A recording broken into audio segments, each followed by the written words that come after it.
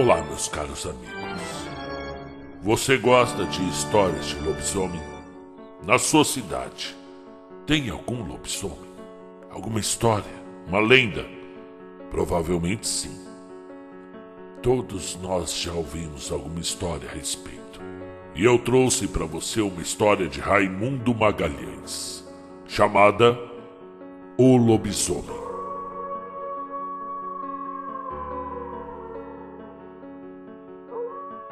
Ao final eu peço que você comente, porque quando você comenta você já sabe, né? Essa história aparece para mais pessoas, e aí eu consigo gravar mais. É um ciclo vicioso.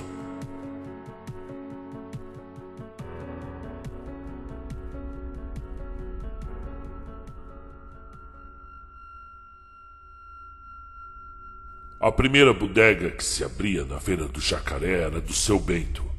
Logo muito cedo, mal o dia começava a raiar, ele saía de casa embrulhado num cobertor de lã por causa do frio cortante. Escancarava as duas portas da frente, ia à ancoreta da cachaça pousada em cima do balcão, tomava um tronco para esquentar o corpo e ficava por algum tempo passeando dentro do quarto, à espera dos primeiros fregueses. Estes não demoravam a chegar. Eram de ordinário os mesmos. O seu Valdivino, marchante, dono daquele açougue vizinho, conversador, inesgotável e cacete.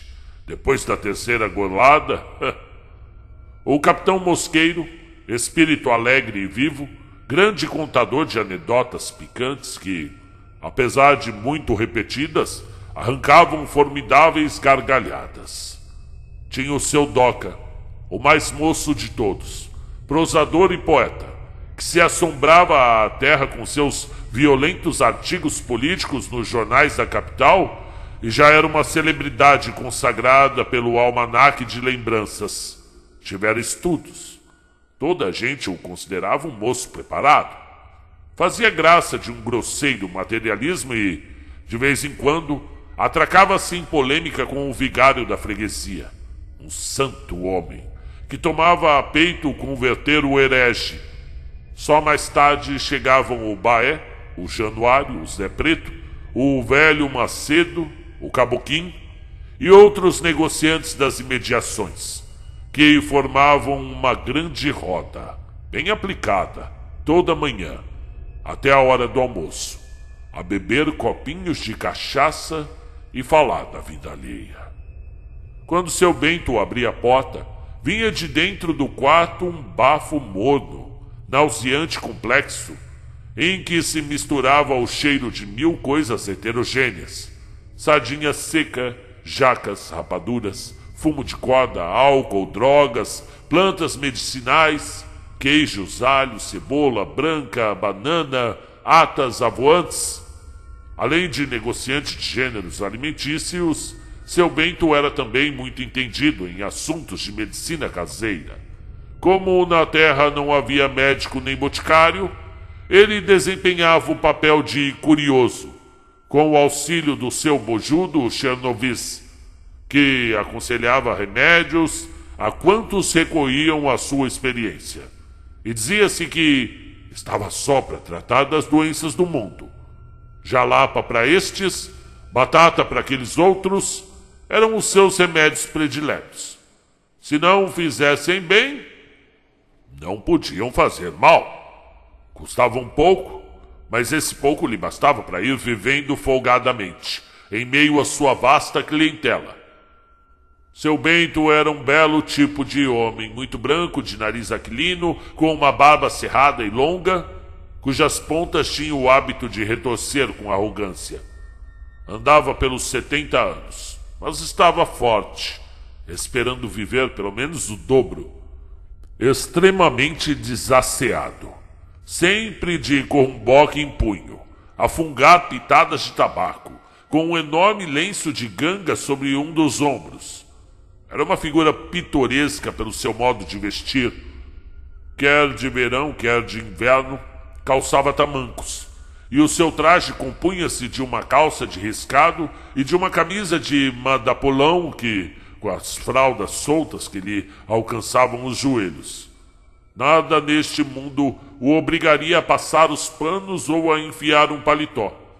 E assim a toda parte, à igreja como no mercado, e ao mesmo quando se faziam eleições. Era em fralda de camisa que dava o seu voto ao governo. Certa manhã, ainda com o escuro, estava a rodinha formada. Uns sentados no balcão, outros em caixas vazias de gás. Era em junho. Fazia um frio de bater o queixo. A cachaça corria com mais abundância e a palestra aumentava de animação à medida que os copinhos se repetiam. A neve, como lá se chamava a cerração, era tão espessa que não deixava ver nada a 20 metros de distância. E por isso ninguém reparou na chegada do Zé Vicente, um lavrador de pavuna, senão quando ele, depois de ter amarrado o cavalo à gameleira da porta, entrou na bodega, muito maneiroso, dando os bons dias e apertando a mão de cada um.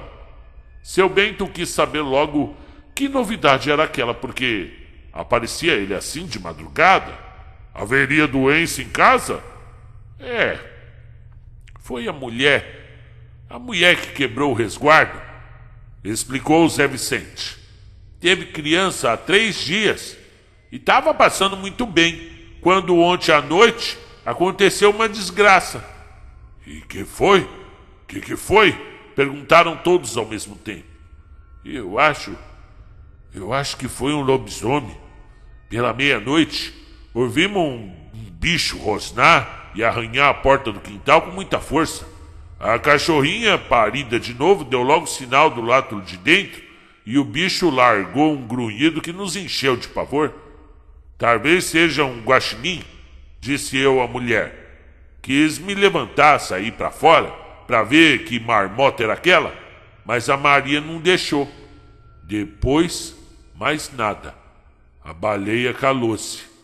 Pegamos no sono e hoje de manhã, ao despertar, verificamos que a porta do fundo estava aberta e o bicho havia comido a ninhada de cachorrinho que estava na cozinha. A Maria jura que foi um lobisomem e eu também acho que sim. O certo é que a pobrezinha tomou um susto medonho, quebrou o resguardo e agora está para morrer. Seu Bento consolou o pobre homem, sobre cujo lar desabava uma tamanha calamidade. Isso não é nada, Zé Vicente. Dá-se um jeito, tenha coragem e fé em Deus.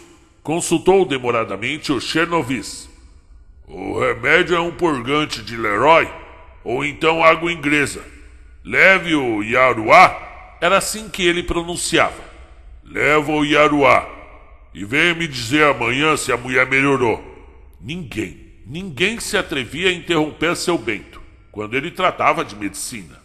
Quem o fizesse imprudentemente podia ter a certeza de que o velho curioso esmagá-lo-ia com um olhar colérico e com esta simples apóstrofe: Filho! Filho, apenas. Não dizia de quem, mas todos sabiam o verdadeiro sentido daquele palavrão. Zé Vicente guardou o remédio, pagou-o, despediu-se dos circunstantes e partiu a galope. Tomou-se mais uma rodada e os comentários então esfuziaram. Santa simplicidade, observou o seu Doca. Quanta gente estúpida existe ainda por esse mundo? Crer em lobisomem e arma penada em pleno século XX, no século da eletricidade, só mesmo nessa terra infeliz. Mas não pode ser de outro mundo, porque o governo e a nossa Santa Madre Igreja Católica Apostólica Romana, em vez de instruir o povo, tratam de embrutecê-lo cada vez mais, para que ele permaneça eternamente a mesma besta, fácil de governar como um freio, e quer esse freio seja o terror do inferno, quer o terror da lei. Calou-se desolado, com aquele desabafo, certo de que ninguém compreendia a beleza do seu pensamento. Bebeu mais um copinho. Zangou-se por se julgar um incompreendido no meio daqueles matutos broncos e passivos. E, desangado, engoliu logo em seguida outro copinho. Irra! Essa mocidade de hoje, disse o velho Macedo, essa mocidade de hoje não crê em mais nada, viu? É por isso que o mundo tá perdido. Porque aparece tanta desgraça feia que ninguém acredita em mais nada. E se até os meninos como você, Doca, já são ateus, maçons, diz que Deus não existe. Pois fique sabendo, moço, que Deus tá lá em cima, viu? E que há muita coisa. Alma do outro mundo, lobisomem, tudo isso é verdade. Eu nunca vi alma. Mas lobisomem? Lobisomem eu já topei um. Explodiu uma gargalhada na roda. Seu Macedo, um velhinho pequenininho, melgaço de olhos azuis, cabeça enorme, era conhecido como o maior mentiroso das redondezas. Não abria a boca que não fosse para contar histórias de onça, cada qual mais estapafúrdia, e ficava furioso quando punham em dúvida sua palavra, como de resto as suas mentiras não faziam mal a ninguém, não passando de arrojadas fantasias. Todos gostavam de ouvi-lo e muitos o estimulavam a contar casos maravilhosos. Pois conta lá, seu Macedo. Conta lá a história do lobisomem, vamos? A história do lobisomem? Conta pra gente. Foi lá na Santa Quitéria, meninos. Vocês sabem que eu sou daquele sertão, de onde eu vim pra cá, na seca dos 37. A seca dos 37, vocês sabem, né? Eu era moço dos meus 18 anos e nesse tempo não tinha medo de nada, nadinha.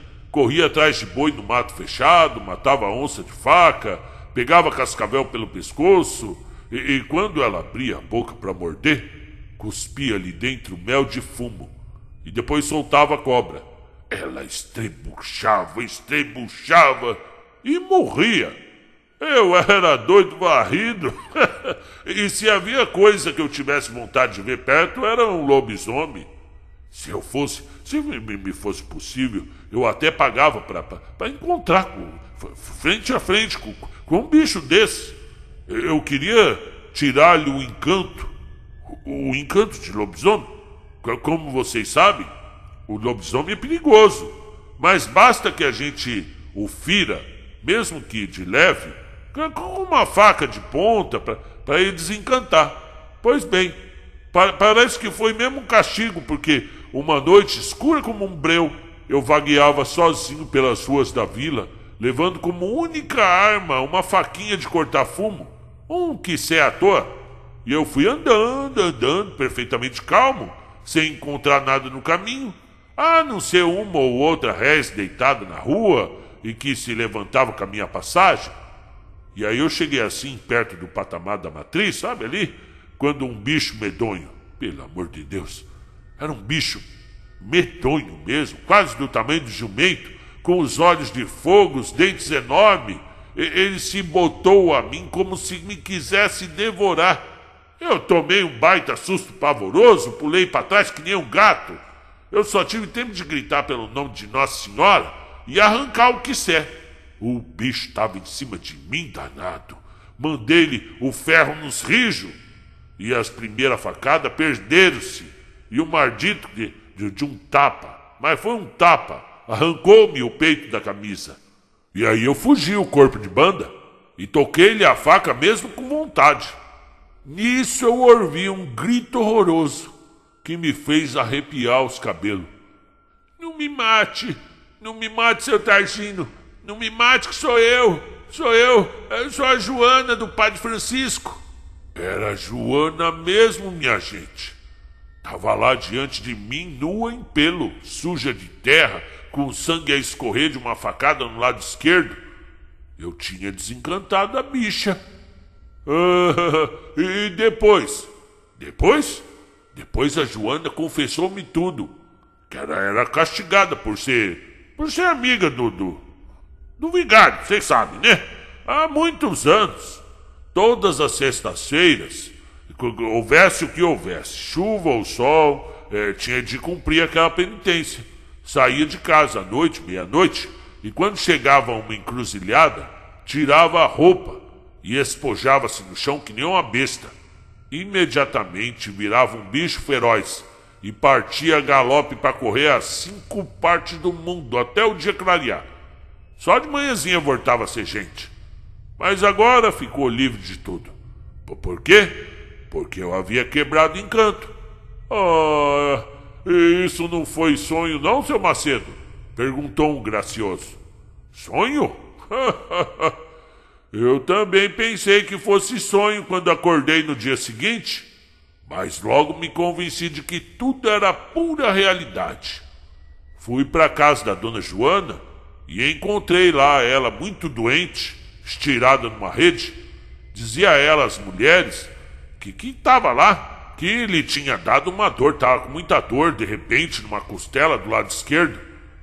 Mas a mim, quando ficamos a sós, ela me pediu, pelo amor de Deus, pela alma de minha mãe, que eu não dissesse nada a ninguém. Eu jurei. E só agora, depois que ela e o padre já estão com os ossos brancos, é que eu me atrevo a contar a história. Acabou triunfante. Tomou o seu copinho de cachaça e saiu trôpego, apoiando-se a bengala. Mas que cabra mentiroso!